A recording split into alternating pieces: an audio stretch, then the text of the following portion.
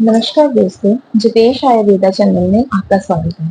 मैं डॉक्टर शिवलक्ष्मी शोरी आज सतयुग की एक दिव्य घटना के माध्यम से ज्वर, जिसे हम फीवर बोलते हैं, उसके बारे में कुछ रहस्य बताने जा रही हूँ। सबसे पहले हम बात करते हैं दक्ष यज्ञ क्या था। ये बात है सतयुग के काल की। जो दक्ष थे, शिवजी और सती। जो शिवजी थे वो उनके दामाद थे, सती उनकी पुत्री थी। किन्हीं कारणों की वजह से जो दक्ष प्रजापति थे उन्होंने एक यज्ञ का आयोजन किया और शिवजी और अपनी पुत्री सती को उसमें आमंत्रित नहीं किया, जिसकी वजह से सती बहुत ही रुष्ट हुई और वो अपने पिता के घर में बिना निमंत्रण के चली गई। तो दक्ष ने उनका बहुत ही अपमान किया। इस अपमान की वजह से जो सती थी उन्होंने अपनी अग्नि को, अपनी देह को भस्म कर लिया। और जब शिवजी को उसका पता चला तो वो अपने रौद्र रूप में आए, जिन्हें हम रुद्र बोलते हैं। तो उन्होंने अपनी क्रोध अग्नि से एक पुरुष को उत्पन्न किया जिसे हम वीरभद्र कहते हैं। जो वीरभद्र थे बहुत ही विकराल थे। कुछ लोग तो ऐसा मानते हैं कि उनके तीन सिर थे और तीन पाद थे, मतलब उनका बहुत ही व्याघ्र रूप था। तो उनकी जो बॉडी थी, उनकी जो देह थी, उससे अग्नि धधकती थी। वो ज्वाला इतनी प्रकट हो रही थी, इतनी क्रोधाग्नि थी, जिससे जो सारा संसार था वो सड़ रहा था, संतप्त हो रहा था। तो जब वो यज्ञ में गए, वहां पे जाके उन्होंने सब ध्वस्त कर दिया, उस यज्ञ का विध्वंस कर दिया। उस यज्ञ को विध्वंस करने के पश्चात उन्होंने जो दक्ष प्रजापति था उनका सिर काट दिया।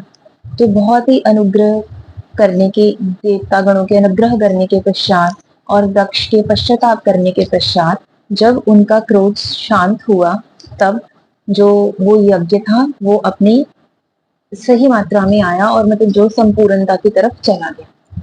तो ये था कुछ फिल्म्स जो हमने दक्ष यज्ञ के अकॉर्डिंग टू मिथोलॉजी, जो सतयुग में दक्ष यज्ञ की घटना थी। अब हम बात करते हैं ज्वर। जो ज्वर है उसे आयुर्वेद में बहुत ही महत्वपूर्ण व्याधि माना गया है। यहाँ तक कि बोला गया है कि मनुष्य के जन्म के समय में और मनुष्य के मरने के समय में जो ज्वर होता है वो उसकी बॉडी में पाया जाता है। ज्वर को हम मॉडर्न टाइम में आजकल हम उसे फीवर भी बोलते हैं। तो ज्वर को सब रोगों का राजा बोलते हैं। जैसे कहते हैं कि जब ज्वर होता है तो वो अपने साथ अपने सहचरों, अनुचरों, मित्रगणों आदियों व्याधियों को साथ में लेके चलता है। मतलब ज्वर की इतनी महानता मानी गई है कि सभी व्याधियों का एक कारण है, या सभी व्याधियों के कारण बॉडी में जो ज्वर होता है। अब हम बात करते हैं कि ज्वर होता क्यों है। ज्वर होता है कि हमारे आहार विहार के कारण या फिर मानसिक कारणों के कारण जब बॉडी में पित्त, आयुर्वेद में तीन तरह के दोष बताए गए हैं, वात, पित्त, कफ, जिसमें कि पित्त की प्रधानता बढ़ जाती है, एक्सेसिव हीट प्रोड्यूस होती है। उसकी वजह से ये कारणों के साथ जुड़ के दोषों को प्रकोप कर देता है और साथ में रसाग्नि, धात्वाग्नि, स्रोतों के साथ जुड़ के जो अग्नि होती है, अक्षा अग्नि होती है, उसको मंद कर देता है। और जिसमें जो अग्नि होती है वो बॉडी से निकल नहीं, स्रोतों का अवरोध हो जाता है और वो बॉडी से निकल नहीं पाते, जिससे जो बॉडी की हीट होती है, जो टेम्परेचर होता है वो इंक्रीज हो जाता है, जिससे कि देह, इंद्रिय, मन का संताप होता है। बॉडी तो संतप्त होती है, उसमें तो हीट निकलती है, साथ में जो मानसिक मन होता है उसमें भी संताप बढ़ जाता है। तो ऐसा इसकी महानता बताई गई है कि ये जो ज्वर है ये अग्र जो बलि है, कि सभी आदियों व्याधियों का राजा है। अब हम बात करते हैं फीवर की। जैसे फीवर है तो हमारी बॉडी में जो हाइपोथैलेमस है वो हीट को रेगुलेशन करता है, टेम्परेचर का रेगुलेशन सेंटर है।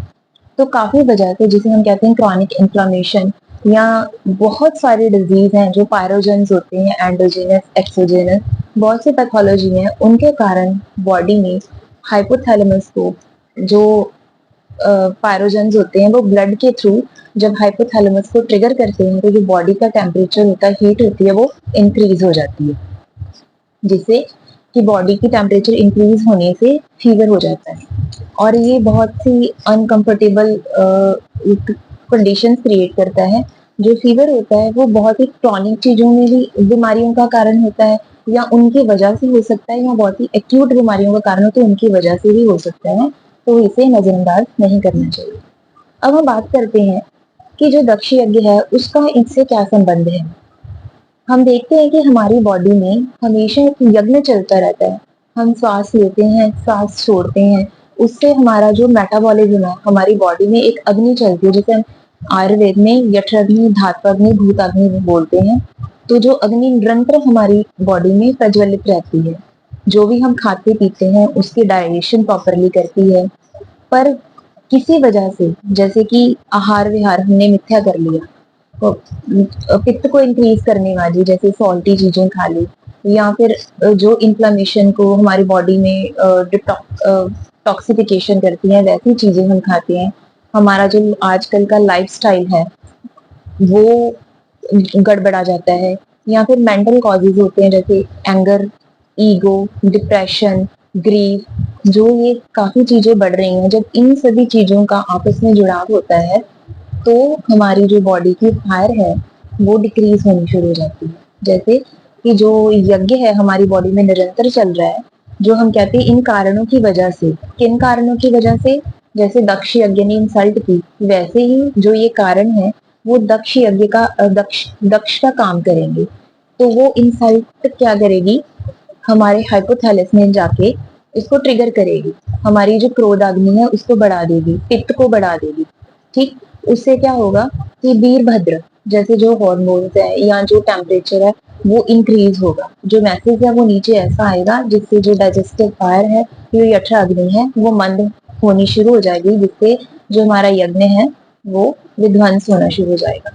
अगर यज्ञ विध्वंस होगा, जो हमारी यक्ष अग्नि है वो डाउन हो जाएगी, डाइजेशन नहीं होगी, तो उसे फीवर यानी कि ज्वर की उत्पत्ति होगी, जो कि बाद में इल मेटाबॉलिज्म की वजह से काफी व्याधियों का, काफी कारणों का, डिजीज का कारण बनती है। तो ये सारी चीजें हैं उस टाइम पे। एक बहुत ही महत्वपूर्ण सतयुग की घटना हमें बहुत ही बड़ा संदेश देती है कि आजकल के टाइम में मोस्टली जो हमारा आहार